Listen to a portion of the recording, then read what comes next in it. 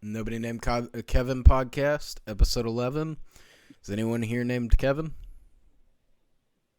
No. I'm afraid not, sir.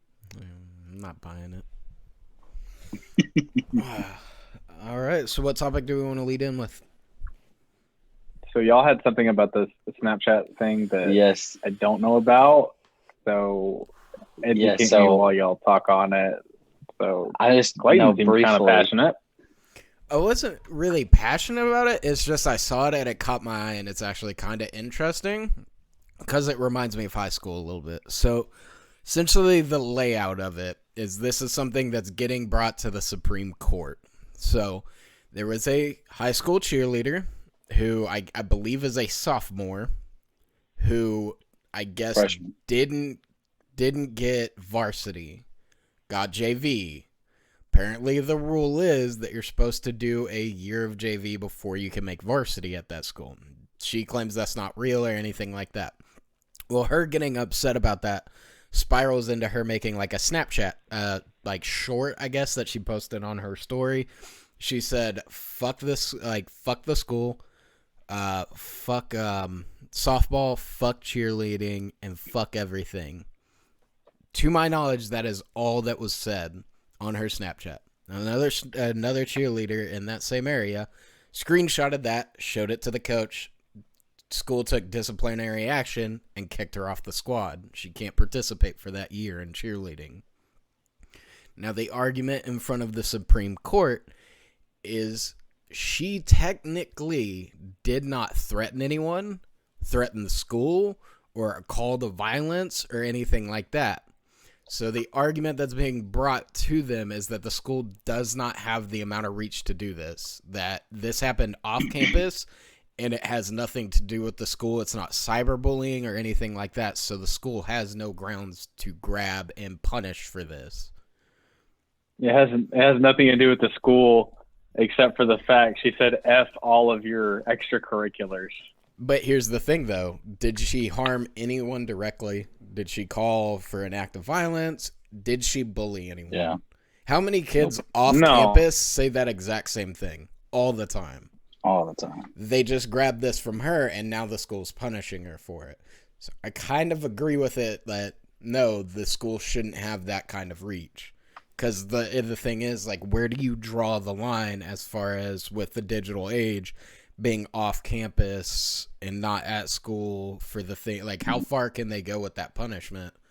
You know what I mean? I was reading that. What was it? Yeah, the comparison you had, Schwinn. Yeah, one of the articles is saying something about a previous Supreme Court case in like the 60s or the 70s around Vietnam time, and students were wearing like an armband to represent anti-war protests, and they got like suspended and they got taken to Supreme Court, and the court deemed that the amendment of free speech won't be taken away from students unless they're directly causing a disturbance to education and learning. And it was a silent protest. They weren't doing anything. They're just wearing armbands. So they won the case. I like that. And to me, I like that we're at the point we're comparing Snapchat to the Vietnam War. Is the link we have to go to? It's more. I read it more as that we just haven't had anything reach into this realm yet that has gotten to the Supreme Court yet, as far as free speech on and off campus. A Snapchat has reached the level of Vietnam War protest. That's what's funny to me. I don't understand how the Snapchat thing reached the level of, I think like a local court ruled it against freedom of speech or something and moved it up the chain. Yeah, so essentially that's crazy. If I recall correctly, the way that like things getting to the Supreme Court is it starts at a certain level, judgment is made, they ask for an appeal from a higher court, and it just keeps going up, and then once it hits the Supreme Court, that decision is like the final decision. But to me, honestly, like, bro, I believe I read the same article as you, but the way they made it seem is that they were gonna side with the school on this is kind of the opinion I got from that writer. Whereas me personally, I don't think the school should have that kind of reach. Like, think about all the crap we used to do outside of school. Yeah. They did mention the school should monitor cyberbullying or inciting violence. But like you said, she didn't incite violence or cyberbully. She just expressed frustration with a word that's considered bad. If I recall, that's exactly what her lawyer said. Is like she was expressing herself and expressing her frustration. Like, y'all are seriously gonna punish her over something that did not happen at campus, that happened to herself, that was not directed at anyone in particular. You're gonna punish her. If you want to get real lawyery, you could be like, well, that's just my digital diary, and I was expressing myself on it, and it just happens to be on a social platform. I mean, there's two things to look at, though. Is that yes, I think we all agree with free speech. However, is the school reacting to, all right, if you're going to say F us, F us, F us, you don't get to participate. That's fine. If you just don't like it that much, then don't participate, and we're not going to allow you to participate. It's like a retaliation act of like, fine, you don't get to play. And then it's the other route of like, well, you can't do that. Because again, do we give her a pass? Because yeah, it's a kid. I agree with free speech. It's like, it's a kid being a kid. We feel that way about a lot of things, but can the school just be like, hey, F us? Fine, then you can't play with us. Like, the argument I would make there is the fact that it's a public institution at that point. You don't get to kind of make that call. Like, it seems like a reach that you should not have the authority to do. Because, like, it does come down to kind of free speech of, like, what I say. Like, same thing with us in working. Outside of work, what I say about work is my business. It doesn't matter. Like, unless it's grossly harmful to the company, they can't terminate me for my opinions of the business outside of work, unless I've signed things other than that. Okay, and that's kind of the next place I was going to take this. Is agreed, but there are situations that it's a culture. It's a culture of corporate world. So we could not spend half of this podcast trashing who we work for. We would not have a job if it got found. We would not. And that is the cold hard, or we would have targets on our backs. Mm-hmm. That is the nature of the corporate world. Because they're going to say, well, you're a representative of our organization. Even if I don't say, hey, here's where I'm at, they will pigeonhole you to that, right? Or identify you as that. So it hurts you either way, because I agree with free speech, but I'm smart enough to know if I went on some rant, I'm done. Yeah, I'm done. But so here's the difference, though, is that it is a school. Like a business, it's required. It comes down to monetary things. Like, me speaking that way can cause monetary damage. Like, there are reasons I could see in the argument as to why they would be able to attack me at work for that. But as far as, like, school, like, dude, I'm not attacking you financially or anything like that. It is just an expression of being upset at the school and the way that it's running. I think it's a complete overreach by the school itself. Yeah, but you can make the same pitch. You can make the same argument, though. You can say, well, if you are upset with our facilities and our extracurriculars, you're going to convince other students to not participate in our extracurriculars or our sports programs, which do gain us money, because that's where we put most of our money too. Arguably, though, this whole situation wouldn't have become a huge deal if the coach didn't kick her off for the 1 year. I mean, because it's really only a big deal because it was documented. Like Clayton said earlier, it's only if someone hears about it that it's a big deal. Like, you can say whatever you want, free speech. I mean, I'm sure teachers go home and talk mad mess about students. Like, it's their job. It's like they hate it. It's just like every other job. So, I mean, are they going to lose their job? It's just like, when they go home, they're like, man, school sucked today. That guy, it's just, I hate working here. Like, are they going to lose it? Oh, you hate working here? You're fired. I don't know.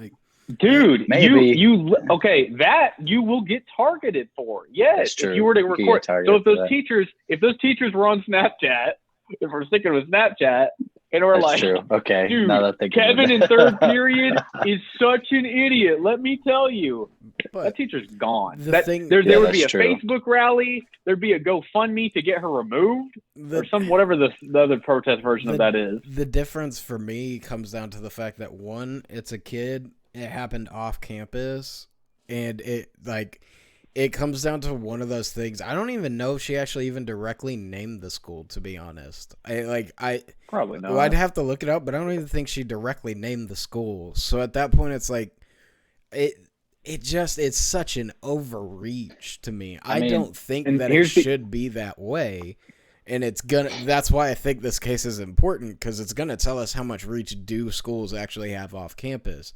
Because to me, I think if it's not causing any detriment to a person or a call to violence, just like, I feel like most laws on the internet are, like most platforms are, hey, if you call an action to violence or you're harassing someone, we'll deplatform you for it, which I feel don't like it. It's fair though. It's, hey, you're misusing this, that we can't allow you to do this. To me, I feel like school's overreaching on this. Yeah, because it's not like she threatened anything. Like, for example, my brother had a buddy in high school, and a teacher heard him in the hallway, like jokingly saying, "Hey, it'd be funny to blow up the school." Dude, he was out. He got suspended, put an alternative for like a year and a half. Like, but that's the thing. You are free to speak, but you're not free of consequence. But that's my point. Is she didn't threaten anything. I know she didn't threaten anything. I know she didn't threaten anything. Oh, I heard. But that's the only side piece that I brought up was like, I get that she didn't incite violence. She didn't threaten anybody. But the school's response of like, F us, then you don't get to participate. If you just hate us that bad, right? That's the only thing. But again, I do agree with free speech, because it literally how that school's working is literally how corporate America works. There was a guy I came across on Facebook probably 4 or 5 years ago at this point. He had a huge rant about his job, had a bad day at work. Well, everyone knew he worked at GameStop. So that got sent all around to everyone who worked at GameStop, and he got in a lot of trouble at work. Like, that's the thing. That is literally the corporate culture. You can only go so hard about saying how bad your day was, and you shouldn't document it, because it's gonna come back on you and bite you. Like, you can have those conversations off record, because everyone does. Well, every job in the history of forever. Here's my side argument. Your whole argument with a company is typically privately owned, or they answer to investors, whereas a school is a public entity. I mean, I understand. My other thing is too, we also don't know what happened during the conversation of, hey, you can't put stuff in there. You can't put stuff like that. We don't know if it was like, hey, we're gonna give you like a week or two suspension on this. We're gonna give you some time to cool off, and then in a little bit you can come back. We'll be good. Or if they did that offer and then she just completely doubled down, overreacted again while at campus. So like, that's my other thing. I don't know the full story, but to me, if it is exactly how they say it is, I think it's an overreach. It's a public school. Like, you don't get to make calls like that. I get that it's public and it's legally required, but also, like Devin saying, or like, I guess to put y'all's two things together, you said it, business is private. Devin's like, it's just like corporate America. Well, that's an extracurricular activity. No pass, no play. Like, you have to achieve a certain level, inside the school to even be able to do that.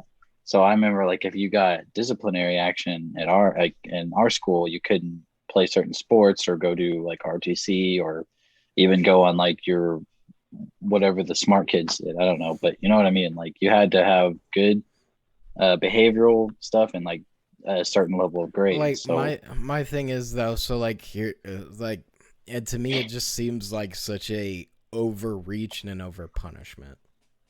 So like, even if all you're saying is true, like, hey, we're gonna keep you from doing this for a year, from a short rant on Snapchat that, from what they said, literally to me sounds like it was like maybe 6 to 10 seconds at most, moment of anger, and your thing is, we are going to ban you a full year for maybe 15 seconds of what you said. Like, that just seems like such an overreach. I mean, you talk about athletics, and you talk about the people in a public school district. I mean, you have some high-strung people. You have some boomers, but then you have some of those not all people who teach athletics, but they're trying to live out their fantasy through their teams that they build, right? So they have this hard emotional reaction to maybe this Snapchat. Like, oh, we're going to kick her out. And that's them overreaching because that's their, overreaction. So, I mean, I don't know. I mean, should she be punished? I don't know. Is that just a reaction to it? Is it overstepping? That's the gray area of it. That's the gray area of it. To me, I do see your point, Wagner. I don't think because the punishment she is a matches kid. the crime. Like that's my problem. 15 seconds. She's a kid, and it's a whole school system.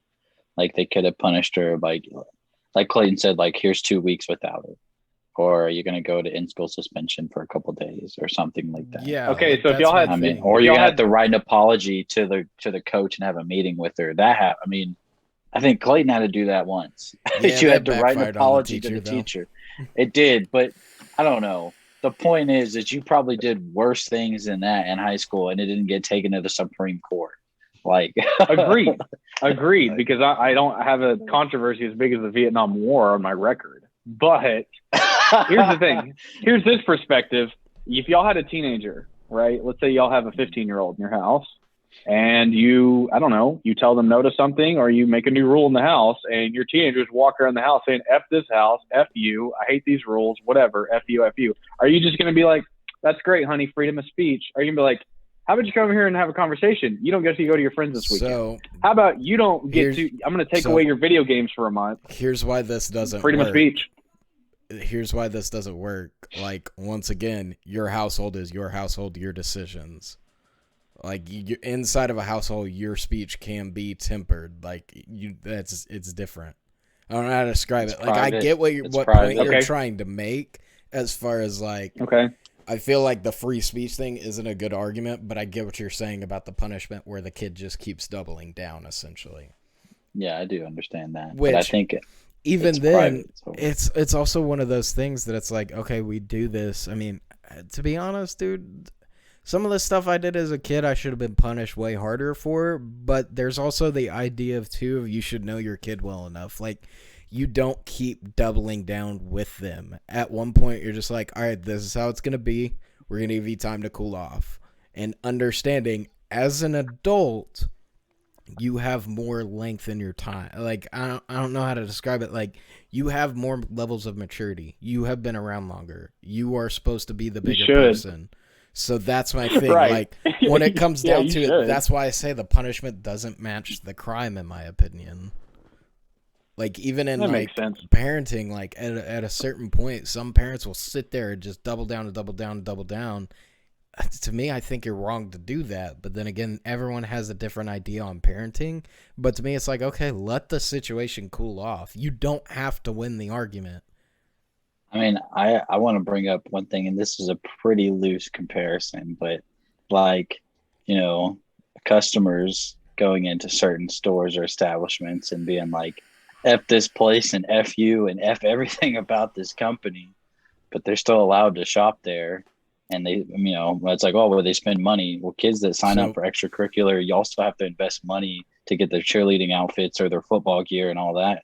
So I guess, okay. So I don't know about you. Thing. Very loose. At least in hold on, no. In the company we work for, if someone is cursing, you can literally tell them, I need you to stop. If you don't stop, I am going to have to ask you to leave. Well, yeah, that's true. Okay, and I was about to say, again, this is a different level of having to handle the situation, but I have had customers removed from the premise and of the trespassing thing placed on them by the local PD because they wanted to get very aggressive. So, but okay. So I guess my point more so is that Clayton's it doesn't fit the crime. Like the punishment doesn't fit the crime. Like these are adults doing this in public places and like threatening businesses and stuff, and they just got removed temporarily. So my thing is too though, when it's like a company to a customer, it is an adult to adult interaction most of the time.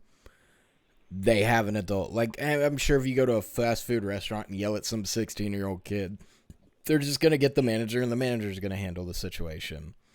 Most of the time it's an adult to adult thing.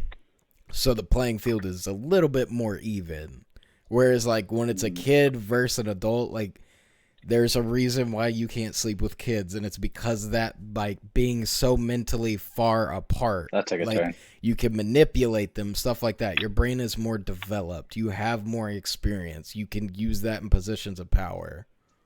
So The idea is that you should be more mature, yes. and I think, you make a point. You should be more mature, but I guess the comparison, Flynn, to have a crime not finish the punishment is those people who go through the drive-through and that they're like, so if you ask for extra sauces, you have to pay. They're like, I don't want any sauce. But at the window, they're like, oh, hey, could I get some sauce? And then they don't pay for it because the worker's like, whatever. Then taking those people and getting a trespassing warrant on them, that is extreme. That would be too far for a couple sauces. Okay, it's like, let's be honest. In the situation that dude, you don't even want to get me started on that, because like if I was a fast food worker, you come to the window, yeah, you got the money for it? No? Okay, well then I guess you're not getting those sauces. Like, okay, that would fly at like a Popeyes, okay, where you're allowed to get aggressive with everyone. You work at a Chick-fil-A? No. You got records to break. You got 35 cars that need to be moved in the next 68 seconds, okay? You cannot go back and forth with these people. You don't have time. But also, it's off-brand. They'd be like, dude, you don't fit the Chick-fil-A brand. Even though you can't confront customers on their BS. So here's the thing, though. Because of the way Chick-fil-A is structured, they don't charge for extra sauces. At least I've never been charged for extra sauces. I'm not sure. I don't think so. It's off-brand for them. It's off-brand for them. Exactly. So they it's off-brand for them if they were to. Popeyes is the only place you could get away with that. Like, very particular restaurants. Which, now that I think about it, I think most places don't do the extra sauce thing because I think there's just enough bad people out there. Yes, you're bad. Just say no, but then ask for extra. I would almost assume, though, but like same thing with most companies, of it's a half measure of like, if they push you on it, just give it to them because it's easier, but we still get to stop some of it, so we're still saving some money. You know what I mean? Yeah, I feel like it's always a half measure. Yeah. Yeah, you can't ask for 20. If you want 20, I'm gonna charge you 2 to 3, whatever. But on the because other dude, hand, there's like, and there's. You go to Whataburger, they load up on those sauces. They're like, oh, you want any sauce? Yeah, I need some, both ketchups. And they're like, here's 30 of them. Well, I better, because it takes 45 minutes to get through a line of 2 people. I hope I get some extra sauce. Well, I was going to say, there's always people looking to hack these food places. I remember watching this hack, because everybody loves to throw that word around. It means nothing anymore for the past 10 years. As Starbucks hack, where they asked for a black coffee, which is like the cheapest thing you can get, and then they go over to the community creamers and the community sugars. So they ask for like a small coffee in a large cup, so there's all this room. And they take the community creamers and the community sugars and just load that thing up and make their own latte, in a sense. And I'm like, okay, you're taking from everyone else's. Like, that is a community creamer. That's community sugar if you need a little bit extra. They're taking like the entire canister and making their own drink out of it. And it's like, oh, it's a Starbucks hack. It's like, no, you just need to reprioritize your life. So a hack that we've tried that seems better than that one. That one seems kind of terrible. But like, we'll order a drink in whatever the middle size is, Grande, but with no ice, and then a venti cup with ice, and then you pour the grande in there. It fills it all the way up, and you still have like a quarter of the grande left. So you finish it, and you still got like half a. It's like, but you just pay for the grande. It's pretty cool. Grande, no ice in a venti cup. No, you go through. So like, you go through and you get she gets the mango dragon fruit tea or whatever. So you're like, I want the mango dragon fruit tea and a grande with no ice. Okay, anything else can I get for you? Yeah, can I also get a venti cup of ice? and they give you a venti cup of ice, and then you pour here's it my in. thing. No. No. I get what you're saying. I understand the premise. I understand now. What I'm saying is, like, that's not really a hack. That's more just like. No, that's why I did that. To me, it's like, because, like, same thing for me. I don't get a lot of ice when I go to drink at places. I don't want a lot of ice because all it does is just take up room in my drink. And then, not to mention it, that ice machines are disgusting. Okay? If you've ever worked at fast food or asked anyone who works at fast food, the only time they clean that ice machine is if it's broken. Yeah, it doesn't get. I mean, only ice runs through there. What, you have, like, just walking through it? Oh, yeah, because, there's no bacteria and water and stuff even after you treat it. Like, there's nothing in the air that could get in there from opening it up and them dipping cups that have been sitting out in there. There's no way it's a little bit contaminated. I got COVID because you put extra ice in my drink. Floating around in the air, grasped on one of those little beaver nuggets. It's different. I'm talking about, like, bacteria. I'm not talking about a virus. I'm talking about bacteria. No, bacteria's all around us, right? According to our Lord and Savior, Mr. Joe Rogan, if you're 21 years of age... He's not our Lord and Savior. When have we gone to this church? Where did I miss worshiping? When did I miss worshiping Joe Rogan? Dude, where was this? You don't need a vaccine if you're 21. The best expression and I've healthy heard for Joe Rogan is literally comes down to someone called it goop for men. Goop for men? Yeah, it was essentially the pseudoscience that one actress was peddling. Why can I not? I can't remember her name. But it was just like, yes, all this stuff cures all these things. And it's like, no, it doesn't. There's no scientific backing for that. That makes no sense. And it's just like a cult experience because you're inside of it. You're a part of it. And it's all you listen to. I can't stand it, dude. I have not been able to watch Joe Rogan since COVID happened. Because everything he says is just so far off base. And it's like, dude, stick to your lane. He's gotten so much more of trying to force his opinions and argue with people. Like, I think the thing that pushed me over the edge was when he was talking to someone whose literal field it was to know a whole bunch of stuff about this virus. And then Joe would not shut up about heat shock proteins and how the sauna would cure it and keep you from getting it. And he was like, that makes absolutely no sense. He's like, how would a sauna cure it? Because you're not, like, your lungs are not getting hot enough to kill that virus. Like, that would literally kill you. He's like, yeah, no. But it's about the heat shock proteins. And he's like, that is only good for, like, maybe 12 hours. He's like, after that, it's out of your system and those proteins did nothing for you. And then Joe just goes to debate him. And it's like, dude, this guy has become an expert in this chosen field. You're not smarter than him at it. I like people getting out of their lane. And here's the thing. With a podcaster, what do you mean out of your lane? Your whole job is to talk about everything under the sun and give this surface level opinion on most and then deep opinion on the... So here's my difference, though. If we brought on a scientist on here to tell us about something that none of us have studied, and we're all going to go to bat arguing with him. Like, dude, this is this guy's chosen field. He could be wrong in some aspects, but there is no way you have the mental capacity to even begin to understand the level of education and work this man has put in the field.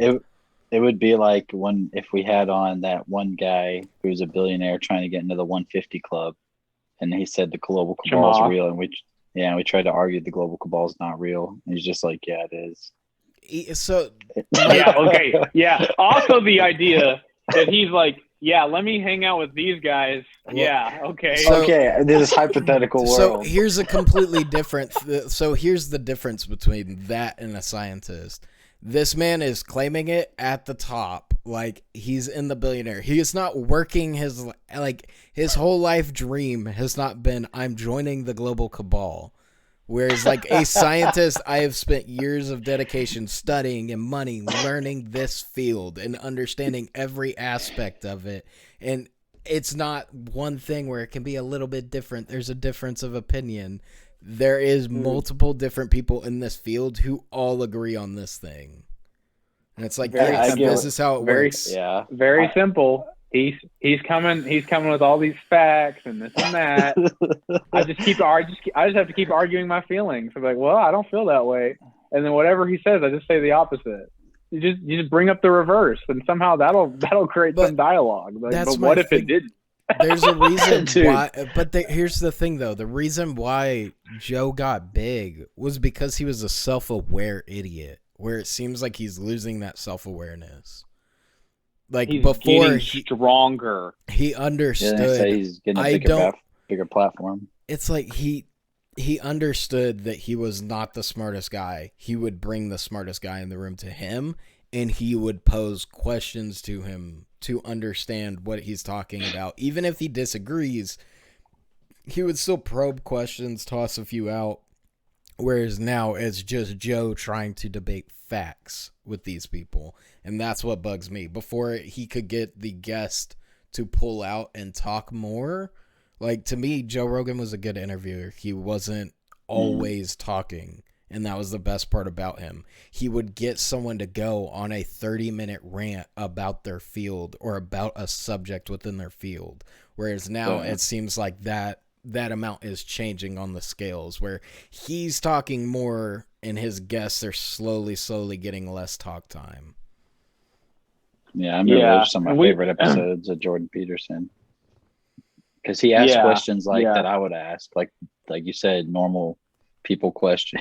Yeah, whereas now it just seems like more he's stating his opinion on the subject rather than like, well, I don't really know too much about it, but here's what I've read. What do you have to say about that? Dude, so yeah, we've ran down that. So where do you draw the line on patting yourself on the back or giving yourself an award? YouTube, it's funny, the irony that we're on here, but it gave itself the Freedom of Expression Award at an award show it hosted itself. And they said they had the freedom of expression they actually even said they deleted 9 million videos this past year. Deleted 9 million with received the Freedom of Expression Award. Why have that award? That's what I don't get. Yeah. Like, why? It is literally the meme of Joe, that they do with, like, I think it's Joe Biden putting the, like, Medal of Valor or something on himself for the Nobel Peace Prize. It's Barack. It's Barack. Yeah. But, like, dude, it is literally that. To me, it's like, okay, why do you have this award? Because, like, it's your own award ceremony. Like, do you think YouTube can come out and give that to Twitter and not catch major flack on the fact that they just dissed themselves? Like, it just seems like a PR thing. I just don't understand it. It makes no sense to me. Like, why would you give yourself your own award for something like that when no one else is ever going to be eligible for it? Well, and the other thing is, what do you define as freedom of expression? What within your bounds? Because it's like so much stuff gets deleted, and I get it. No porn. That's fine. That's okay, cool. No porn, whatever. Not so YouTube doesn't need that, right? Okay. But it's like it is their platform, but people like Alex Jones, very flagrant, over the top guy, typically gets deleted 9 out of 10 times. His content will get deleted if he manages to end up on there anyway. There was a while there during COVID where I was getting a dude that would upload, like, I was getting suggestions for it of a dude who would just upload it of Alex Jones just talking for hours upon hours upon hours, doing like his info battles, like episodes.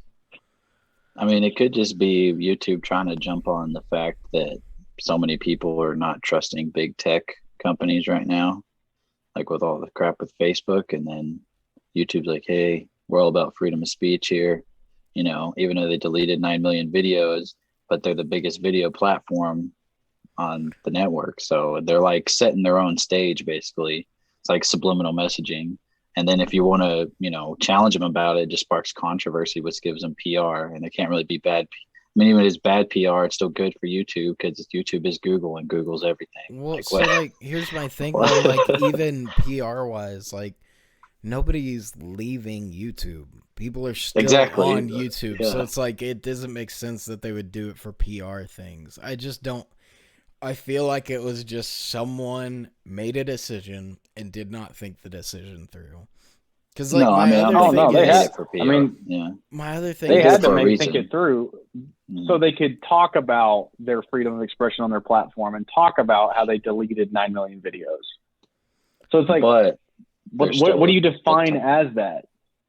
Well, that's yeah, the you thing. can't take them They're down. gonna Their be. snowball's too big. They're the people that set the line. They define it. That's what I'm saying. They're setting their own stage. Like eventually, I don't know if it'll be a thing, but maybe that'll be like another video platform in the future. I know there's small ones like Vimeo and stuff, but maybe YouTube is setting that line for all tech companies. Like we are the most free speech, even though we deleted these 9 million. That's the line right there. And Facebook doesn't know the line, and Twitter doesn't know the line. Instagram doesn't know, but we know. You know, I don't know. I mean, I guess maybe, but dude, I just anytime like YouTube says anything, I'm just like, this is a stupid statement from YouTube. Like, oh, the huge adpocalypse that happened. Okay, like, oh, we can't play this. Oh, we can't play ads on these videos. It's too inciting. Okay, I'm watching a normal video and I'm getting ads for sex toys, and it's like, regardless of what I look up in my free time, like y'all talk about like all this stuff of like, oh, we can't play ads on this. To be honest with you, I don't think a sex toy company is gonna be too picky on what their ads getting played on. Like, I don't think that investor's pulling out. No pun intended. But yeah, like, and I don't even think like, you know, whatever you're watching would even be demonetized, obviously, if they can advertise on it. Well, see, that's just it, though. What some type of toy? Even like 90% of their demonetized videos, I'll still get ads on. So it's like, what? This makes no sense. They get the money. Yeah, so it's like, okay, it actually didn't hurt your investors at all. Like, God, the adpocalypse just upset me so much. So when Google bought YouTube, what they did in ad revenue per year, they now do every week. And it was like, I think almost $1 billion, like close to that or whatever, some extremely high number. But what they did in a year, now they do every single week. So multiply that by 52 times, you know? But yeah, so they take the money. Like we'll still run ads, but only we get the cut, which, I mean, again, you watch any big YouTuber that, like, whoever your favorite is, they have at least ranted about how much they hate the platform they're on. The problem is it's the biggest. You can't leave it. But that's why you see all these integrations. Like, you have people they'll upload an extra episode a week on a Patreon, you know, having their feet in two rivers. And then, like, I don't know if y'all see live streams now on here, you know, where they interact with the audience. They'll do super chats. You can donate money, kind of like a Twitch. Yep. You'll get pushed you'll get highlighted, and then they'll be like, oh, we've got a super chat coming in. Let me read it real quick. So that's other ways to make their revenue. My thing is, though, like, the thing you see that I'm happy about and I wish would take over more full force is more brands reaching out to YouTubers. Just mainly for the simple fact of, all right, YouTube doesn't want to give me the advertisement money. Okay, I will just go to the advertiser then. Like, I that. Let the advertiser themselves decide what they want to play ads on. Yeah, I mean, I think a lot of YouTubers do get sponsored. Well, that's what happens, but my thing is, like, all the way around. Because, like, here's the other thing, too. Like, even our channel, it's like, what, maybe 40, or if we're lucky, like 20 views. Well, there's still ads on our stuff. We're not getting paid for that. Is there really? I would assume, like, even the low stuff I've watched, you get immediately I click the video and it starts up an ad of like, oh, let me give you 7 ads. By the 7th one, you'll be able to skip. I'm surprised that hasn't like sparked a controversy. Well, I guess it did with Apocalypse, but if YouTube's benefiting off of ads on bad videos or It does, controversial, but demonetized videos. But who's gonna hold someone, them accountable? I don't know. I Who's think you bigger have than to. Google? I think you have to monetize to get ads, but they also said in one of the updates that if it goes viral, they'll run ads on it. Like if you have, like if it's like some random channel that just there's like a cell phone clip that just goes viral and gets like 3 million views, that person can't monetize, but YouTube can monetize on it. Mm-hmm. So there's a lot of weird gray area stuff on it. But I don't know. I've had premium for like 3 or 4 years. I still So can't I don't believe you even bought premium. I don't even remember the last time I saw a YouTube ad. I think I saw it when I opened Safari to log into our channel. I was like, an ad? What is this? I forgot this was a thing. And then like some videos on the comments, they'll be like, the people that cram ads, they'll be like, hey dude, there's a video in between all your ads. And I'm like, I don't get to see it. I'm not in on the joke. I just don't understand why you would pay for YouTube Premium. So here's how I got sucked in. Okay. So I watched, the rap battles, and King of the Dot worked with, Eminem actually produced this movie. It's called Bodied. It's basically, it's kind of like an 8 Mile in a sense, but it's more up to date of how rap battles are now. But, it just follows the kid who gets into the scene, blah, blah, blah, rises to the top. Now, here's the thing. I was like, well, first off, of course, it's in something I like to watch. And then Eminem produced it. I'm like, obviously, I'm going to check it out. But they put it behind, you have to have premium to watch it. And I was like, I'm going to do it. You know what I mean? I'm not going to cancel it, because then I'm like, the benefits of you can close your phone, YouTube will still play. That is like the greatest benefit.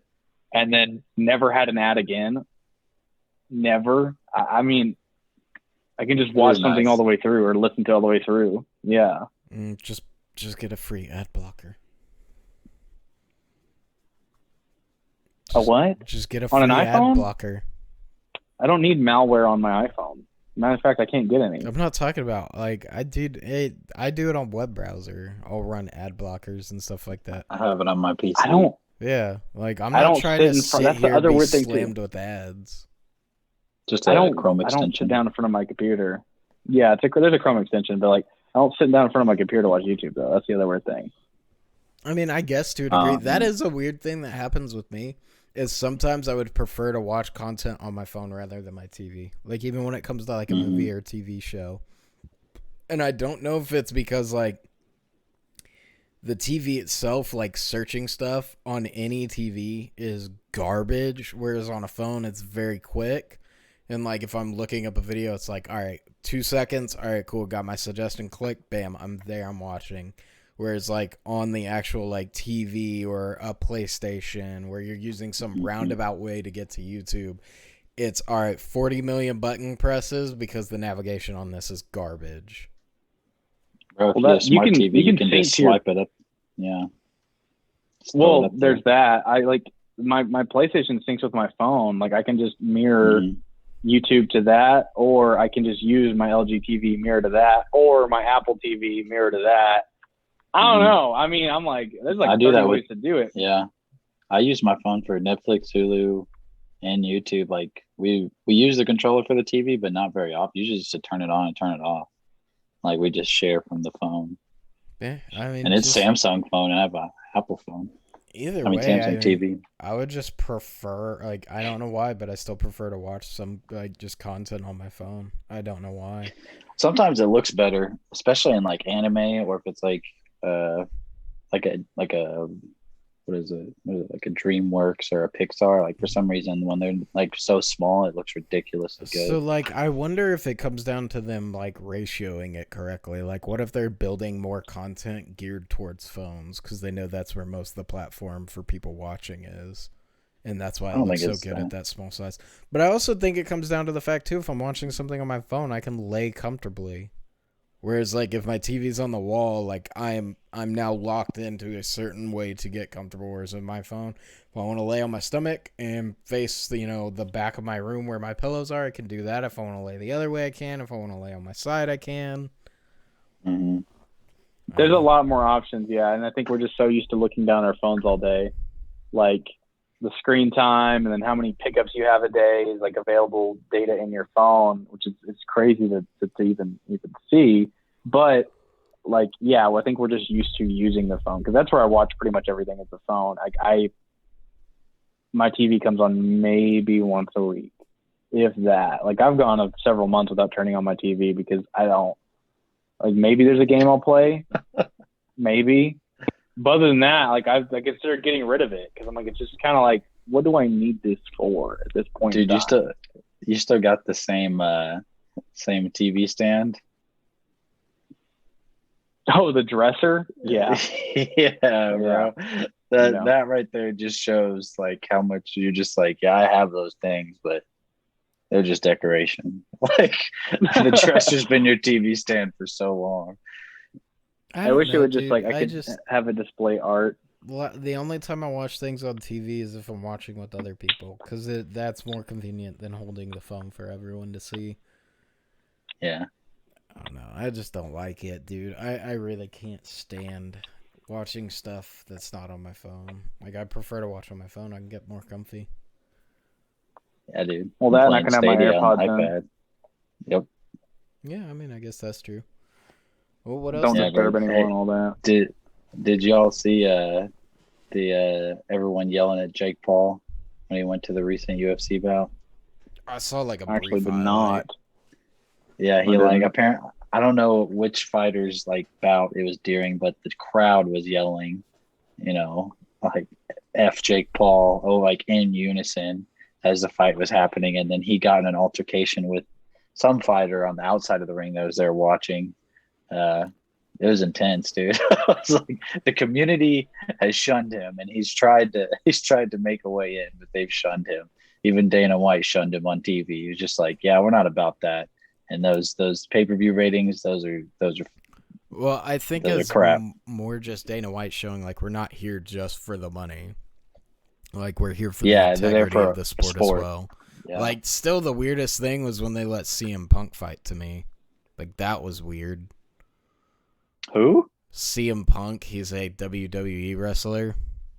They let him. I think he did 2 matches and got first one he got smoked, and I think second one was decent, but like the first one was just stacked against him. There's no way. But like, dude, yeah, I just feel like the community has boxed Jake Paul out, and it's mainly because of the way he acts. Like. You can act a certain way and be cool with it, but it's almost like he tries to be Conor McGregor almost, like old Conor, where he's just constantly trying to start drama to get more hype around it.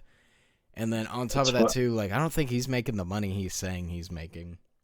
Well, that's what Dana White was saying. He was like, those numbers are blown out of proportion. They're exaggerated. But even McGregor said something on Twitter about how he's like, being a clown or something, like he's trying to make boxing look bad or making it look bad or something like that. It's not.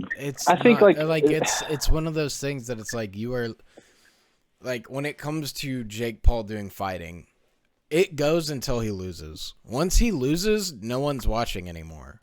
You know what I mean? Just like how Mayweather was. Everyone's watching it till he loses. The difference is he has never lost. Mayweather was at the very top of the heap. Like the best in the world, whereas Jake Paul is not fighting the best in the world. Like even then, like him picking Ben Askren, like yes, Ben Askren's a professional fighter, but what is Ben Askren known for? Wrestling, like ground game. So it's like fish out of the water scenario.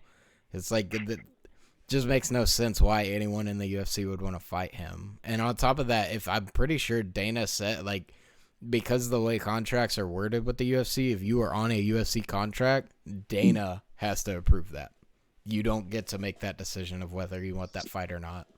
So how did his last fight take place then? Ben Askren got cut because he lost like 6 fights in a row and nobody cared to watch it anymore and he couldn't cut it. Dang. Well, I was going to say they should have what is it? McGregor fight him. No, see, but that's my thing. Like, what does he bring to offer McGregor? Like, that's the thing. McGregor nothing, dude. It's just gonna be entertaining. Paydays. Like, I don't disagree. You but can't. Like, why?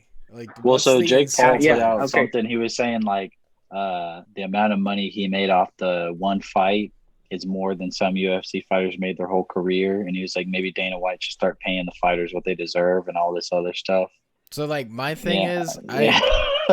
my thing with that is, yes, I do believe a lot of the fighters are underpaid, but at the same time, too, it's like, I don't think Jake Paul's making the money he's saying he's making. Because, like, dude, at the end of the day, people want to watch the UFC, and the UFC still has problems with people pirating it all. Like, I've seen a few pirated fights. Like, it's not hard to pirate a fight, and I'm sure people are pirating Jake Paul's too. So it's like, I don't think you're making the money you say you're making. Well, also with the Jake Paul fight, it was less than 60 seconds. That fits a TikTok. That fits any social. So everyone saw it the night it happened immediately after. But here's the other thing about his whole "you should pay more" statement. Yes, but let's acknowledge the fact that everything's so slanted in your favor. You're an influencer. So the people who did want to see you, you bring more to the card. People are wrapped up in the stupidity of these YouTube versus actual fighter or random athletes, one of the basketball player fight. that is so common denominator stupid that, yeah, you're going to attract more people. If I pulled up a UFC card right now, pretty sure none of us could even know. We don't even know. We could maybe name I think I know one fighter. Okay. That is niche. I'm sure. Okay, fine. Some, okay, again, 1 out of 3. Fine. It's so niche, and it's like, dude, you're not acknowledging the fact how much fame you bring to a card. So that's just so. Here's my other thing, though. I do agree fighters are severely underpaid from what they're probably making, but we also don't know the behind-the-scenes financial to setting up a UFC event and how much money actually goes into investing into making this thing happen. Whereas, like, Jake Paul, I don't think he's making the money he says he's making when it comes to pay-per-view fights. Because, like, even then, like, if we go back to McGregor's heyday, everyone was hyped about him. Even if you weren't in the scene because he drawed you in because of the way he talked and the way he acted. I'm pretty sure Jake Paul claims he's broken more records than what the UFC itself has done. And I have a hard trouble buying that. Yeah. Well, yeah, it's a little in outlandish. his personality. It's in his personality to lie. But okay, so McGregor's a great example too, right? He brings people into the sport. That's like, again, in his heyday, it's like, yeah, you want him on your card because he's going to bring eyeballs. He's going to bring people to the venue. So keep doing your thing. Well, nowadays I don't feel like that's what that comes down to. That star in the UFC anymore. Like, dude, to be honest, like, I watched the last McGregor fight where he got knocked out. I don't care to watch McGregor fight anymore. He has not been the same since the loss to Khabib. Like, ever since that, he has not been the same. He's not the same guy. Like, once he got beat, he got extremely humbled. Like, he doesn't talk like he used to. Now he's the I'm doing this for everyone else thing. It's like John Jones.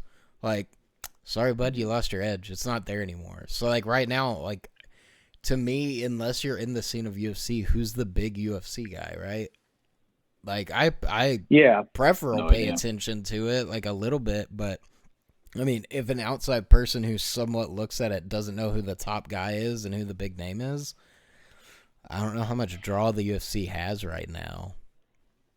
Those kinds of people only come along every once in a while. Because before McGregor, I think it was really like years before. I think it was Chuck Liddell. To be honest, that was Chuck like a big name. Like everybody knew Chuck Liddell. If it was skateboarding, it was Tony Hawk. Well, so it was Tony Hawk. Everybody knows Tony Hawk. Well, like, so that brings people into the also, sport. Wait, I can walk backward. I can walk backwards to a degree on it. Before that, you had Ronda Rousey, which McGregor and Rousey were kind of happening at the same time. Before that, you had John Jones, but before that, I can't remember. I know there were people in that field. You had St. Pierre back in the day. Like, you had big name fighters. GSP was insane. He came back for like 1 or 2 fights. I think he came back for 1. That makes sense. That makes sense. I forgot about movies now Rousey. or something. I don't know what GSP's doing nowadays. I'm pretty sure he's like retired because like he destroyed his body doing that. Yeah, I mean, he was in his prime when we were like in high school. Mm-hmm. But I mean, I just don't buy the pay-per-view numbers that Jake Paul's claiming, bro. I just don't do Dude, it. I don't care. I'm curious to see, because isn't Logan supposed to fight Mayweather, right? Yeah, that's fine. Yeah, that's going to bring about a lot of controversy right there. I don't think it will. I think it's literally because, like, if I recall correctly, Logan's the one that's not great at boxing. Like Jake Paul Great. Jake Paul has won his bouts. I'm pretty sure Logan is like an all right boxer, like better than like your average person. Probably could be an amateur boxer. He's gonna fight a pro. Like he's gonna get smoked by Mayweather. I was about to say, does it matter? Even if you were to say this person's good at boxing, this is the world's boxer. This is the planet's best boxer we have on record. I don't think it matters if you are novice, intermediate, expert. He is the planet's boxer. The planet. That's true. It doesn't matter. My thing is, like, with Logan, though, like, to be honest, I feel like he's kind of fallen off the radar. You know what I mean? Like, it seems to me he's calmed down a lot on the stuff he used to do, and, like, he's matured a little bit from it. So now it's like, I don't care to see that fight, because there's no draw to it for me. It's like, I know who's going to win it. Whereas, like, if it was Jake Paul, I can't stand Jake Paul. Like, the way he acts, the way he treats people, everything like that, like, everything that's been said about him. To me, I've still got that in my blood of, like, he's got it coming to him. He would deserve it. I want to see it happen because he deserves it. But you want to see him get hurt. I don't care to see him get hurt. I just care to see him put in his place, if that makes sense. You know what I mean? Like, I don't want him to be seriously injured and put into, like, a coma or something. You want to see him get punched. I just want to see him get put in his place. Because, like, that's the other thing, too. You just want to watch Mayweather, like, play with him like a pit bull with, like, a little rabbit, like, throwing the body around. No, that's for, like, the other one. Hour. It's like... That's the other one. My thing is, it's just not, like, hit the same thing. Jake Paul's business model only goes till he loses. The moment he loses, no one's going to care to watch his fights anymore. Well, he'll go to the next thing. That's their personality. But yeah, Logan would need a big controversy. He has to fight Floyd in the Suicide Forest. That's what would get the ticket selling. Like kind of a ring, but not really a ring, like an environmental ring. They just kind of rickshawed up in the Suicide Forest. Yeah, but get this, that's good for Logan, but what does that offer to Mayweather, right? Like, that's my thing. I still don't understand what Mayweather's getting out of this to do it. If they fought in the Suicide Forest, it would prove that he's not stuck to the boxing ring. He can work any environment. Now he's an all-around. He's an all-around terrain guy. I can.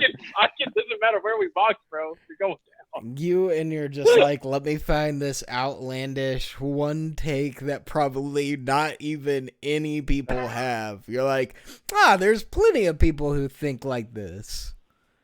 Guarantee someone's gonna hear that and be like, I think I would watch that. Exactly. I would.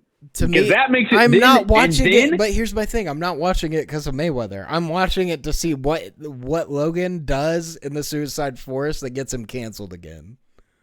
Here we go. It becomes Mortal Kombat. Now we're working with something, and they start using the environment to their advantage. Yes, then it's like a Mortal Kombat system. Yeah, but then again, it's like, we're never going to get to watch a fight to the death anymore. That age is gone, dude. Gladiator arenas, it's all gone now. They could bring it back, but it would just be very controversial. There would be too many outcries. If you can't do this, they have rights. Can't do it. Just do it for the joke, bro. Yeah, I don't think anybody's even going to attempt that business model. Nothing to do with rights, bro. Like, just voluntary. Like, let's just keep it. Let's start it at that. Just let the culture build. But even then, eventually people will be like, volunteer. So you say that, and then people's argument is going to be like, well, this only appeals to the lower class people. This is what the rich are. No. This is the global cabal's war on poor people. Because if I'm rich, why the hell would I care to fight in that? I've already got everything. So what's your incentive to prove that you can destroy another person? I mean, I don't know, dude. Why? I can do that with my millions of dollars. Rich people wouldn't fight. Rich people don't fight already. They just buy everything from underneath you and just liquidate you. But that's what I'm saying. Okay, yeah. It would be an argument of like, this is for the rich people to help, cause war on the poor people. That's Population control. Yes. Here's the thing. It's like they're doing it already now. This is just like, all right, let's just own it and just own what it is. Because now it's like really covert, and there's like 8 different tapes, red yarn. So what you're saying? Let's own it is and let's support it. Let's tax own it. Own it. Just own it. Your argument is if the global cabal is real, they should just show themselves, and you won't care. No. What would be the talking incentive? We're talking about population control through gladiator arenas. Yeah, like if they owned the gladiator thing, like, okay, now we're interested. We'll come forth. It is what it is. And then it's like, dang. But now what does that can televise it and pay for pay-per-view and have their favorite fighters, and we can start marketing it and make money. The problem capitalism, is you can't, taxes, and then there's a reward system for people that win. Dude, your favorite fighter, though, is like, at a moment's notice, he's gone forever. That's the only hard part. Like, that's what puts everything on the line. Sign up start for your making debt. bets. Dude, people are going to start doing life insurance fraud. Like, it's going to be a whole game, bro. That's true, yeah. And then, like, there's going to be a bunch of NFTs of the fighters. Dude, so New York is legalizing prostitution. What? I did not hear about that. Is the second talking about... Right? I don't know if it's the second. I didn't know about the first. What was the first? Nevada, yeah. Oh, Las Vegas. That's just like that. When they put the first shovel down, they're like prostitution first, then all the rest of it. But yeah, New York. Yeah, so New York's supposed to do it. Nevada, I'm like, okay, but New York, there's a lot of people. That's a dense population. That's crazy. Dense. That's crazy. Is there anything wrong with it? Is it the right time to do it? I think it is, because OnlyFans has like skyrocketed since the pandemic, and there's this culture now of like, yes, own it. Express your body how you want. I know we've had our OnlyFans debate, but that adds to it because people have the conversation of, is OnlyFans sex work?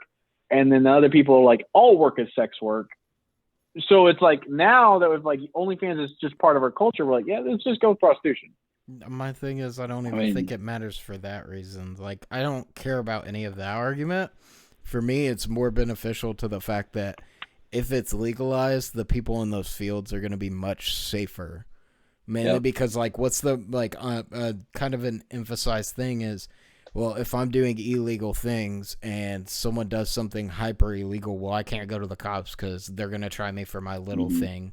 So, kind of keeping your mouth shut. Whereas, like, if it's legalized, that stuff's not going to happen anymore. Like, it's going to be much better regulated. If something goes wrong, they can report it. People can be punished. It cleans it up. Cleans up the streets. And everything. You're looking out for the hookers. I like that. No, but I agree 100%. It does. It gets rid of the pimp, the violence, the illegal activity. You can go to you can just go to a brothel, a safe place. There probably is testing involved on both sides, so less disease. All those women get paid. And guess what? All that money gets taxed. Like, it just helps everything, dude. Like, less crime, more tax money, more jobs, more pay for everyone. You can actually put into the banking system. Quentin, the immortality, the immorality. You can't do that. You can't do that. It's stupid. But that's the thing. I'm saying, like, that OnlyFans has, in essence, and, like, the rise of feminism and all that stuff has, it's like, now is the right time, because like 15 years ago it would have been like more jarring than it could be. But now do the pimps become the managers? Do the pimps just become the managers of the brothels? Or all those guys who work at Hooters who think they're pimps go manage those? I think that's what happened. My thing is, probably a little of both. It's just now they have to abide by the law. Yeah, for me it's more like it to me it just makes everything safer. Swear to God, I'm gonna kick Windows' ass for all this notifications popping up. It's just like legalizing weed, making that safer. There's less violence around it, less gang activity. You can just, like, when I was in Arizona, I just, instead of going to like a sketchy house, looking all around, like, what's up, dude? Like this quick transaction, you get in your car and drive away. Like, I walked into an AC store venue, like, hey, how you doing today, sir? You recreational, you medical? Recreational, awesome. Go have a seat. I have a personal person comes and gets me and go back, buy it. I'll walk out about my day and drive home. Like, no violence. There's no need to waste tax dollars on paying cops to go bust people for it. They can go bust like human trafficking or something more important. Well, so Like, the side argument with this is that because prostitution will be legalized too, is that it's going to massively cut down human trafficking as well. that too. Yes, it will, dude. Because people won't be going to illegal sources to get their product. The argument, if I don't have to go illegal sources, I can go to legal sources. Why would I pick the illegal ones? Yeah, there's no point other than unless you're trying to get a product that's illegal. Yeah, it solves a lot of issues, dude. Like it saves everyone money. Actually, we have to spend less on crime and health issues and stuff, like, for real, like the tax dollars. No. I thought that was going to take a weird turn. You're going to be like, have you been on Craigslist? Dude, it costs a lot more. So the argument was, so like when back pages got closed down and stuff like that, that was actually an outcry from the people who were working from that. Is like, you've made our job super unsafe now.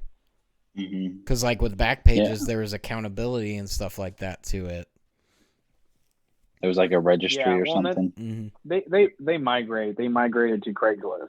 That's why that's a thing. And then the people who were actually selling stuff on Craigslist migrated to Facebook Marketplace. It kind of just starts pushing people out and around to different stuff. They'll find, people like that will find a way. Or if there's a vice, any vice will find its way. Yeah. I mean, I don't know, dude. Prostitution is something that should have been legal a long time ago. It's something that happens between two consenting adults in their private place. Like, talking about freedom in a free country, like, that's just dumb. Like, why can they deem what two adults can do with each other? If they want to exchange money for it, why should it matter? I can give Timmy the neighbor $20 to come mow my front lawn. Is that illegal? Like, I thought you were gonna. So you thought you were gonna say, "I'm gonna give Timmy $20 to blow me." Like, why?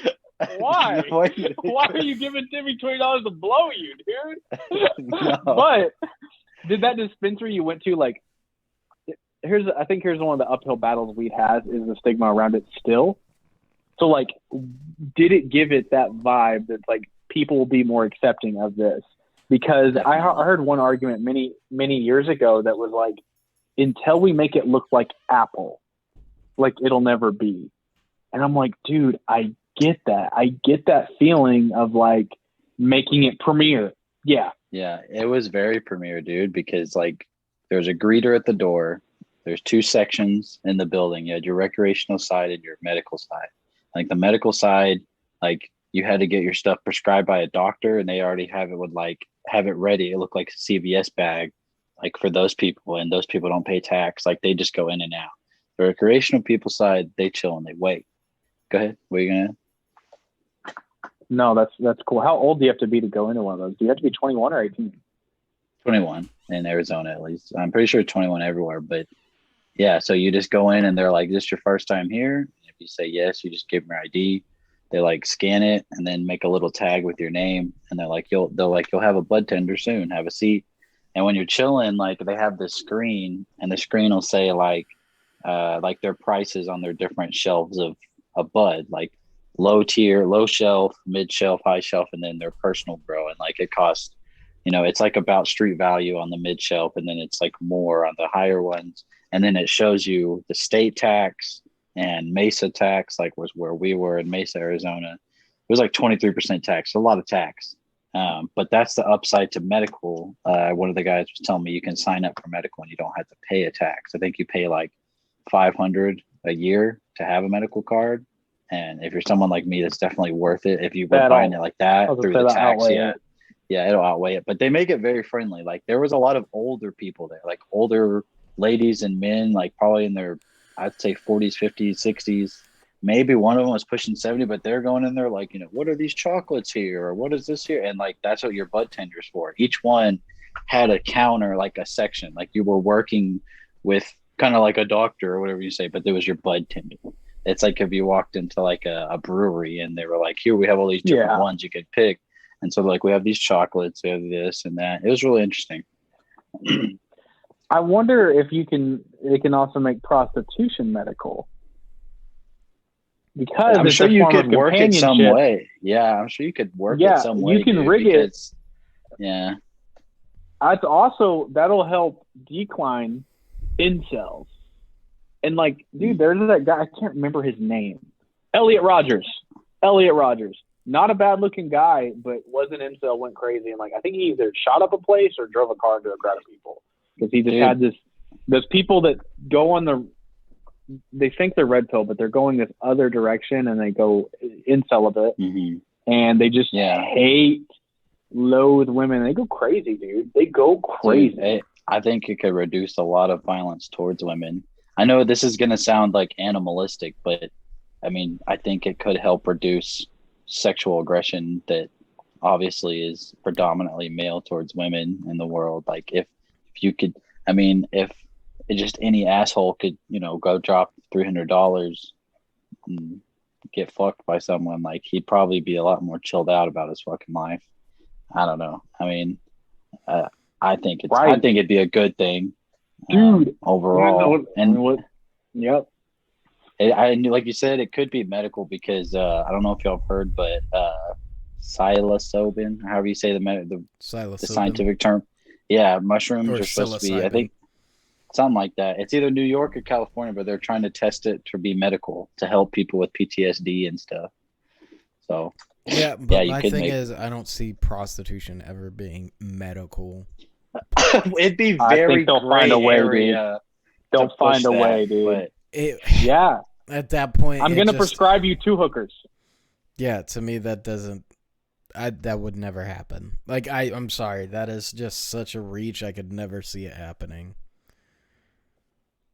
Like I don't know. I mean, it makes no sense as to how they would get to that step. It would be hard, but like Devin said, the companionship thing, or I mean, people were. I mean, like they have sex. I think Spain is the big one in Europe that has they have brothels that have like real prostitutes and their sex robots.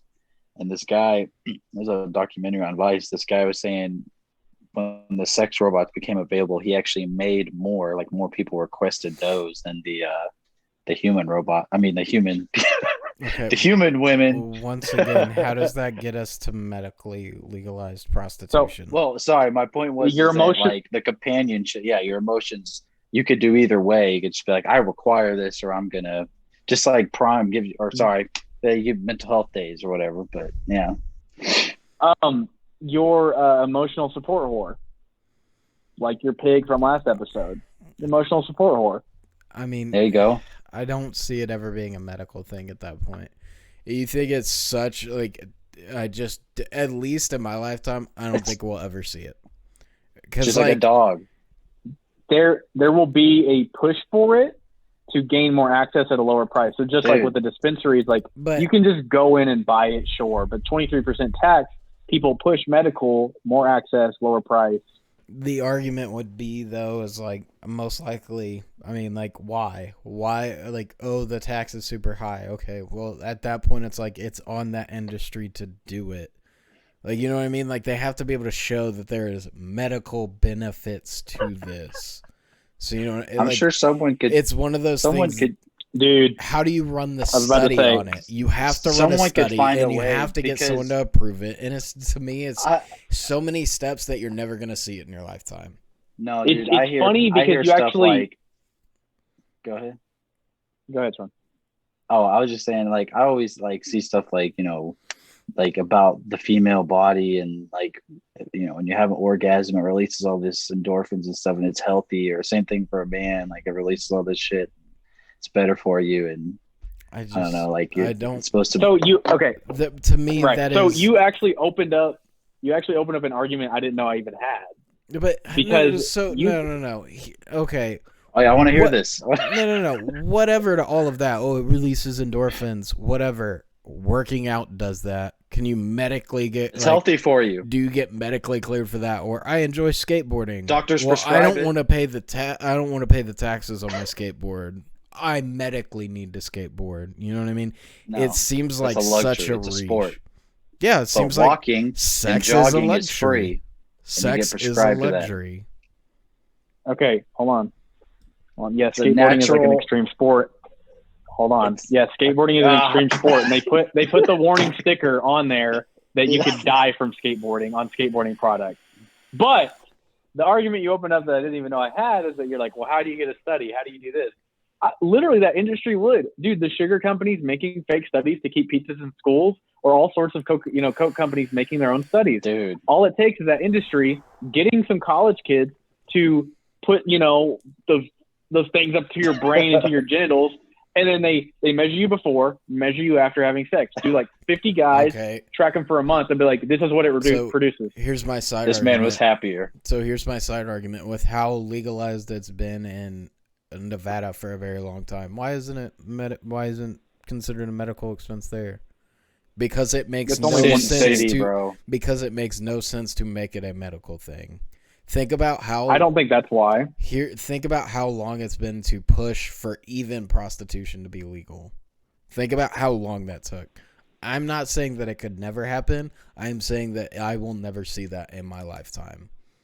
Like, just think about how long that push has been. Think about, like, over the years, how long the push to get marijuana legalized was. Even medically. Think about how long that push was. Still happening. It's happening now, but it's been hundreds upon hundreds of years. So what I'm saying is, maybe one day in my lifetime, no. I think it will in the lifetime, because the way the ball is rolling with medical marijuana, you have older people dying off. You had what was the younger generation now in the seats of power.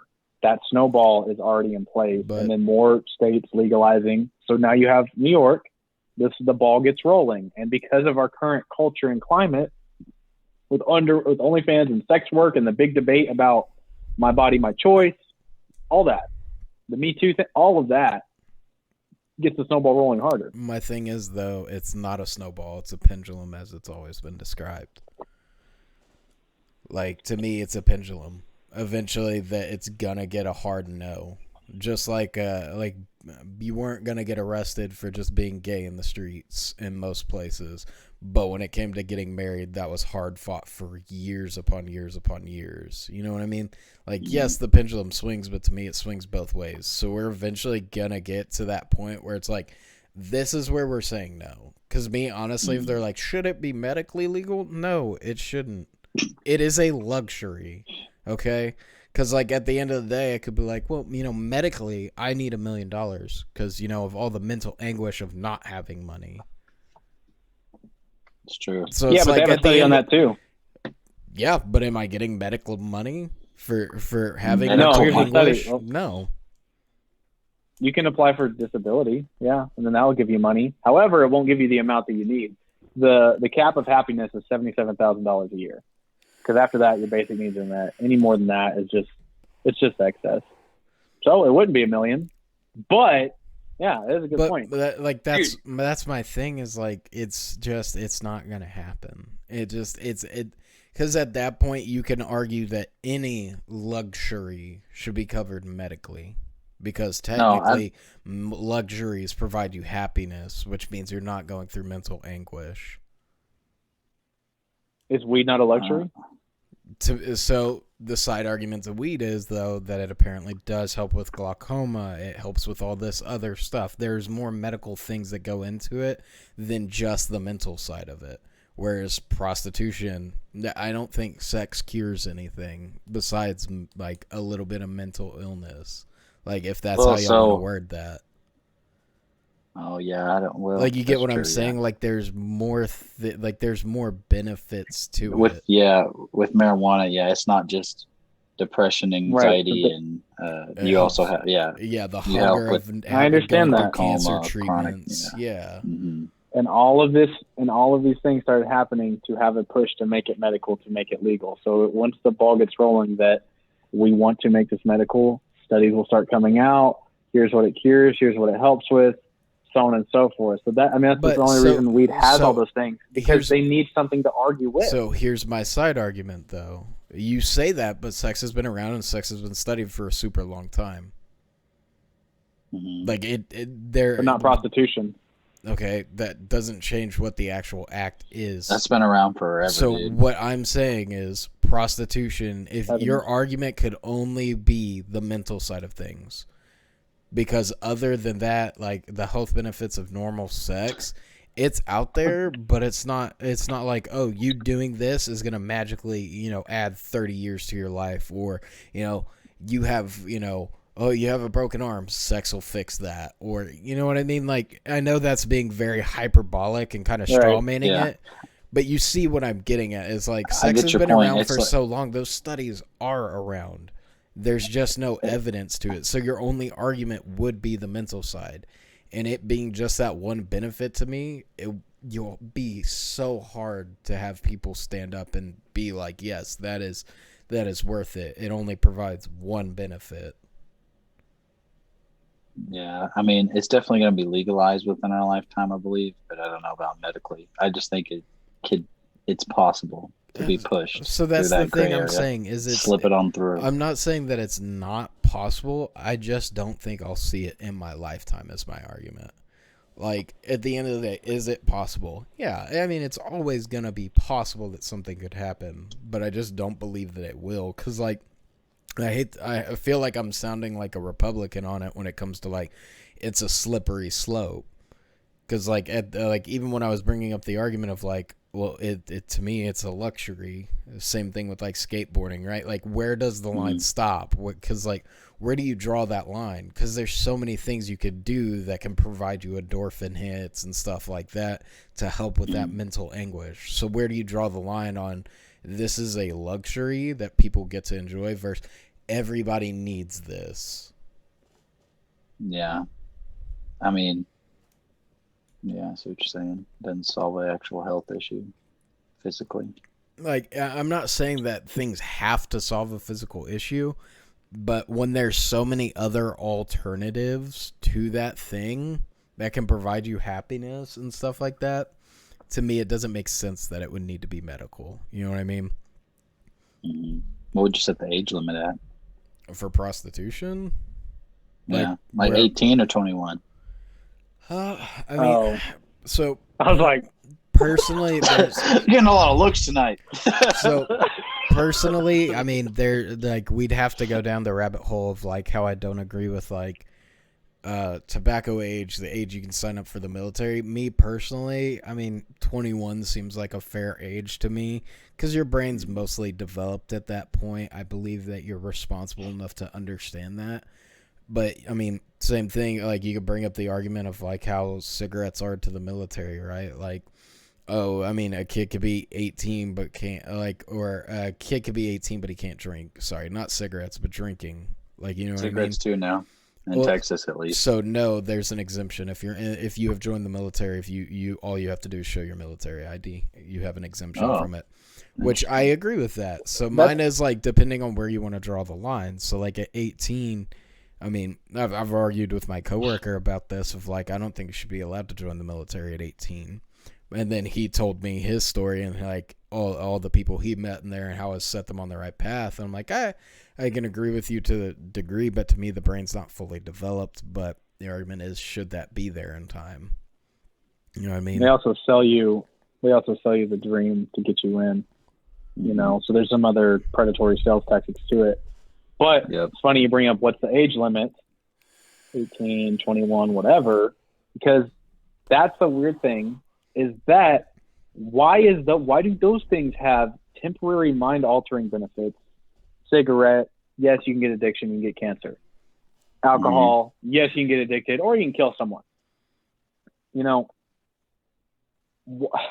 why is it that we have these limits like that? Military, whatever the case may be, right? Driving at 18. I don't think driving should be lowered. For me, why is it that we are allowed to have 3-year-olds and 4-year-olds transition into a different gender? So that's getting into a rabbit hole. Whereas me personally, I don't believe you should be allowed to do things that overly change the chemistry of your body. Now, bringing that argument up, so if I'm like, oh, well, you shouldn't be allowed to do chemically alter your body to transition that young. Like, I definitely think 3 or 4 is way too young. Like, I think that's way too young. But the same argument could be made at, like, let's say 16. I'm assuming if I said 16, most of y'all would say, I don't know. That doesn't make sense. You're not a fully developed human. Like, well, I say 18, bro. Well, I assume if you bring up the argument of like, well, you can't chemically alter your body, my argument to that would be like, well, we do that with birth control, don't we? True. Like, okay, well, that's like a broad. Okay, that's to say like a chemically alter. Here's the other thing with so the that's my thing transitioning. is like, where do you draw the line? Like, do you draw it on the fact of like, well, you're chemically changing your body. This is going to have massive effects on you. You're too mentally, like, you're not mentally developed enough to understand the impacts it could have on you. Well, like, same thing to me with, like, birth control, right? Like, birth control is to, like, if I'm pretty sure if I understand how birth control works through the conversations that I had and the little bit of research I've done, the idea is that it fools the body and the chemistry in the body to making the body think that it's already pregnant so that it's not receptive to become pregnant again. It's fine. Doesn't change your gender. So but the idea is like, so what is your no to it? Like, to me, I understand my position is no at transitioning that early, but it's hard for me to come up with a great solid argument that I can't pick apart myself. So, I mean, there's no perfect argument. There's always going to be a hole. There's always going to be like, well, inside out, you know what I mean? Or the reverse. So it doesn't know what it wants. My thing, right. That's pretty much the angle. That's my thing of like, maybe it falls in line with yours about the military at 18. Mm-hmm. Because my thing is like 3 and 4 year olds transitioning. Personally, I think it's disgusting. I have nothing against trans people at all. Be trans. That's fine. That's fine. But I think 3 and 4 year olds is disgusting. They don't know what they want. My son thinks he's Woody from Toy Story right now. Like that like ask a 4 year old what you are. They're a dragon some days. Some days they're Sonic the Hedgehog. To think like, well, I'm a girl. Yeah, you have to. I mean, I don't know. I want to say 18, but then part of me wants to say 21. Yeah, like that's the hard. I mean, question. if we're gonna put everything on 21, just go that way. You can drink, smoke, buy weed, have a prostitute, and change your gender. So 21's the golden year. So here's the side argument to that. Like, even if I'm going to argue, like, being able to smoke, drink, and everything like that. So I'm legally allowed to make decisions that can put me in massive debt that can screw me for the rest of my life at 18. And I can live on my own. My parents no longer have to provide me a house to live in or anything like that. But I'm not old enough to make the decisions for myself. But I'm old enough to make those decisions that could also have drastic impacts on my life. No, that's what Devin said. You're talking about college? 21 or all 18. So, well, that's my thing. If you say 21, which, like, part of me wants to say 21, your brain's more developed at that point. Well, it's like, okay, well, if you make the age 21, well, my counter argument to that is, well, I mean, you could be 18 and screw your credit and ruin, like, you can put yourself in massive amounts of debt and you can screw yourself over. Could pull out a loan. Yeah, like, nobody's required to house you anymore, anything like that. You're on your own. You're old enough to apparently make those massive decisions. So it's like, okay, do we set it at 18? Well, I don't know. The thing is, the thing with that, with the credit thing, though, is like not many 18-year-olds can get decent sized credit cards. It's $200 to $500. They have such little credit history, and they look at their age. Like, if you're putting yourself homeless with $500, I don't know what you were working with to begin with. But as you get older, you can get $9,000 on a credit card. You can get you can really royally screw yourself. And again, I mean, if you're alluding to college, I mean, yeah, it's a huge loan. But I think with all of those decisions, yes, you can royally screw yourself. Personally, I think college is not a good decision at 18 because you don't know what you want. It's literally, I mean, it might fall in line with my argument because you don't know what you want. You start going down that degree and you're like, I don't like doing this anymore. Or the experiences you go through from 18 to 22, you're like, I don't like that field anymore. I want to do something completely else, So maybe 21 is just kind of the cutoff to do everything because even at 25, we're all questioning what we actually want to do. Mm-hmm. You know what I mean? And if someone feels compelled to switch genders, okay, fine. Let's make the age 18 or make the age 21. I don't know where the line is, but I think under 18 is way too young. I know that. Yeah. I think under 18 is way too young. Mm-hmm. I would say if you could go die for your country and go get a surgery, dude, doesn't bother me. Boost the economy. There you go. That That spend makes some it even. money or whatever. I don't know. There you Man, go. That makes it even. If you can die for us and you can do this. I don't know. Yeah, but My thing is, like, I guess wait till 18. Because at that point, in most decisions in your life, you're determined to be an adult and allowed to make those decisions. And I think the idea, too, behind me is also, like, if they determine it was a mistake, well, that was your mistake to make. Like, because, like, even if you transition and then afterwards you determine, like, oh, that's not really what it was. That wasn't really the issue. It was some other deep-rooted issue I had. I was just wrong in what I thought it was. Like, I don't know. I guess it's kind of the argument of, like, well, personal responsibility, right? Like, if that was your choice, that was your choice to make, not mine. And if it was a mistake, it was your mistake to make. Well, there's that, and it can also, everything has a ripple. But, yeah, just the idea that the conversation that should the age be 18 or 21, some people will try to position as, well, that's transphobic because you're not letting them make the decisions. Like, I don't think that's transphobic. I don't have a problem with trans people. I just think doing it too young is a bad decision. Mm-hmm. But about 8% transition back. But that's only reported because when they transition back, they typically no longer like that community. They typically no longer enjoy being part of that community, and also in some cases get shunned, so they won't report it. So, and then you can't transition back if you get mutilated. Well, so like you can, you know what I mean? Or if you transition back and were mutilated, now you're kind of so like my other argument is as well is like, okay, well, do we let's say we don't want that to happen. Let's like we want to try to prevent that mistake being so grand and big. Okay.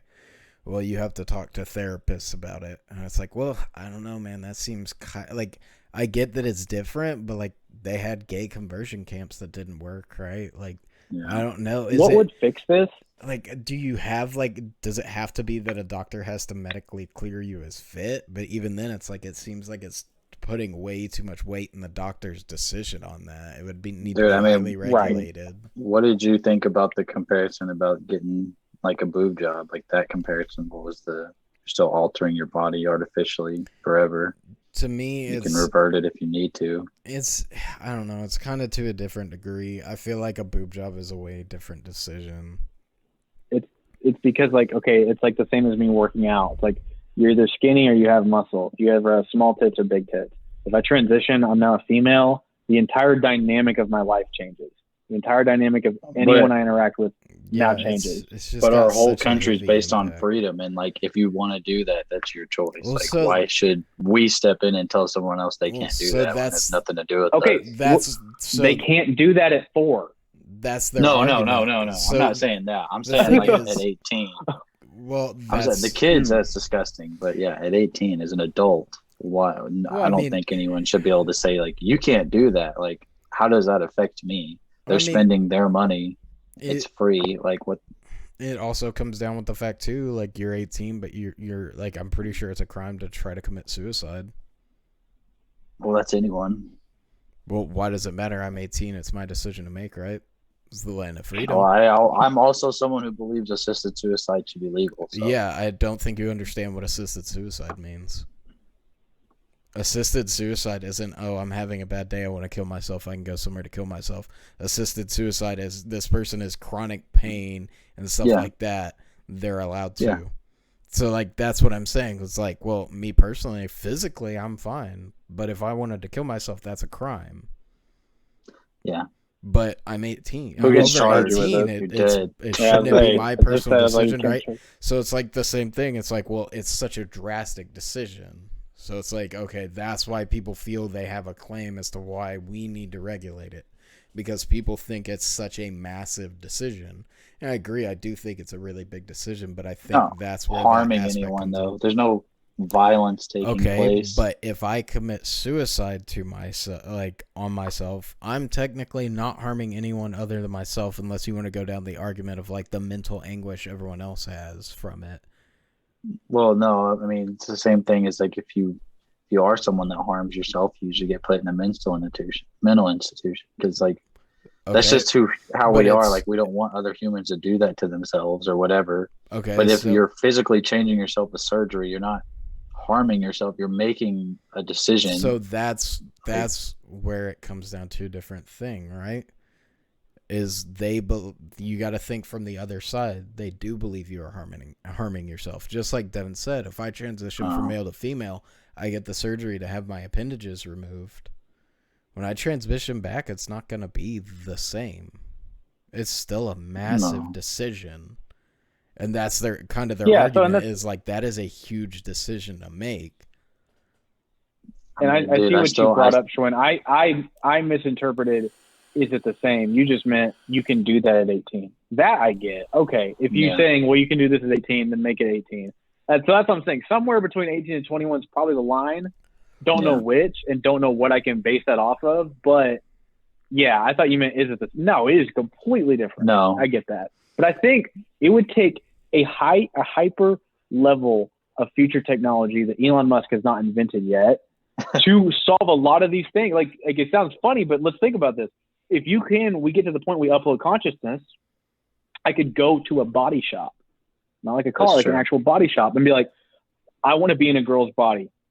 Like, you know what I mean? And just transplant my consciousness, and I can try it out for 14 days. Like, oh, I feel how I want to feel. Okay, I'm going to do this. Or, oh, that's not the problem. Let me go back.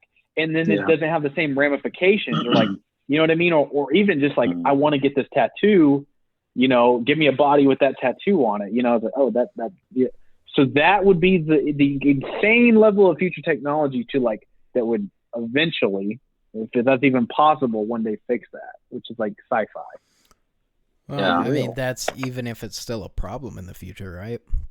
Like, what if we like? Because like, think about it. If we allow it, we make a decision. That decision works, and everybody accepts it. If it's not a problem, no one's gonna go to fill that position. You know what I mean? Like with capitalism, like there's a problem, you find a solution, you monetize that solution. Like if it's not a problem, nobody's looking to solve it. Yeah, I think. Yeah. Like it may be a field. Like I could see the argument for it. I don't feel we'll ever move past to where this isn't like, oh well, we can improve this, but I don't feel like it'll come as quickly that way. I think people are forever going to have the need to identify. That's the thing. It's like as you get older, you kind of get out of it, or you kind of learn what it means to be yourself. Mm-hmm. So that's why I think it will forever be a problem. I want to identify as this, ist, or ism, or whatever. And some people, it is a different, gender. It is a different, whatever, because that's how they feel compelled. And, that's why you have the need for identification. You have a hardcore atheist. You have hardcore vegans. You have hardcore insert literally anything that need to identify.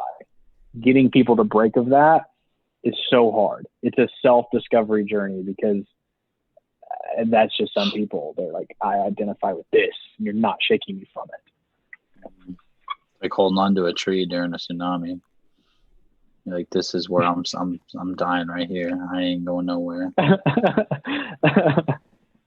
agree to a degree. Well, do y'all have any other topics you want to cover? I don't, bro. I ran out. Anything on your list, Devin? No, man. I think that serves it. We still cannot decide the age is weird. A forever debate. Yeah. I mean, I don't call it 21. I mean, I guess I too complex to call it, dude. Don't know. That's why I'm glad I don't have to make the decision. Yeah. But well, where can they find us, Quentin? TikTok, Instagram, and Twitter. Nobody Named Kevin Podcast. All right. This has been Nobody Named Kevin Podcast number 11. Like, comment, and subscribe. Thank you.